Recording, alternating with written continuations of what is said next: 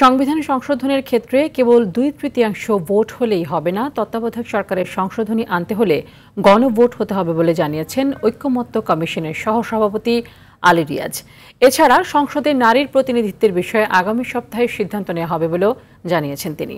তত্ত্বাবধায়ক সরকার গঠনে ও ব্যবস্থাপনায় কোনো পরিবর্তন হলে অবশ্যই গণভোট হতে হবে বলে মত বিএনপির। একই সঙ্গে কোনোভাবেই পিআর পদ্ধতি চায় না বিএনপি। আরও জানাচ্ছেন শাকিলা করিম। রাজধানীর ফরেন সার্ভিস একাডেমির দোয়েল হলে জাতীয় ঐকমত্য কমিশনের সাথে রাজনৈতিক দলগুলোর দ্বিতীয় পর্যায়ের 14তম দিনের আলোচনা শেষে সাংবাদিকদের ব্রিফিং করেন ঐকমত্য কমিশনের সহসভাপতি আলী রিয়াজ ও রাজনৈতিক দলের প্রতিনিধিরা। এ সময় বিএনপির স্থায়ী কমিটির সদস্য সালাউদ্দিন আহমদ বলেন, দ্বিকক্ষ পার্লামেন্টের বিষয়ে সবাই একমত, তবে গঠন প্রক্রিয়া নিয়ে মতপার্থক্য রয়েছে। সংবিধান সংশোধন নিয়ে বিএনপির এই নেতা বলেন, তত্ত্বাবধায়ক সরকার ব্যবস্থায় যদি কোনো পরিবর্তন হতে হয় তাহলে তা অবশ্যই গণভোটের মাধ্যমে হতে হবে। কোনোভাবেই পিআর পদ্ধতি চায় না বিএনপি। আমরা যে আইডিয়ার কারণে যে কন্ট্রিবিউশন নেয়ার জন্য আমরা এই প্রস্তাবটা করেছিলাম আপার হাউস প্রতিষ্ঠার, সেই জায়গাতেই আমরা আছি। এখন কেউ অভিযোগ করতেই পারে এটা লোয়ার হাউসের রিপ্লিকা হবে ইত্যাদি।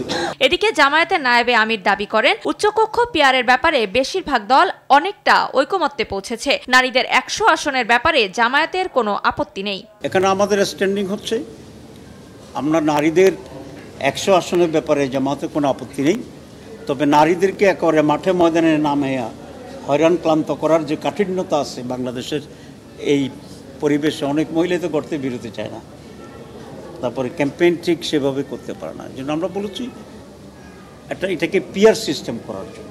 উচ্চ এবং নিম্ন কক্ষে 2/3 ভোট এবং বিশেষ আইন পাশে গণভোটের পক্ষে এনসিপি। মৌলিক সংস্কারের প্রশ্নে এনসিপি ছাড় দেবে না। নিম্ন কক্ষে 2/3, উচ্চ কক্ষে 2/3 মেজরিটি এবং বিশেষ অনুচ্ছেদগুলোর ক্ষেত্রে গণভোটের মধ্য দিয়ে সংবিধান সংশোধিত হবে, এই প্রস্তাবনাই জাতীয় নাগরিক পার্টির পক্ষ থেকে করা হয়েছে। সংবিধান সংশোধনের ক্ষেত্রে কেবল 2/3 ভোট হলেই হবে না, তত্ত্বাবধায়ক সরকারের মতো বিষয়ে সংশোধনী আনতে হলে গণভোট হতে হবে বলে জানান আলী রিয়াজ। সংসদের নারীর প্রতিনিধিত্বের বিষয়ে আগামী সপ্তাহে সিদ্ধান্ত হবে বলে জানান তিনি।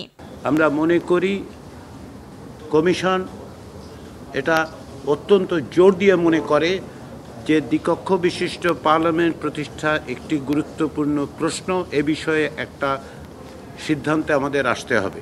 তিনি আরো বলেন, ঐকমত্য কমিশনের ব্যর্থ হওয়ার সুযোগ নেই, কিন্তু এর দায় একা কমিশনের নয়, রাজনৈতিক দলগুলোকেও নিতে হবে।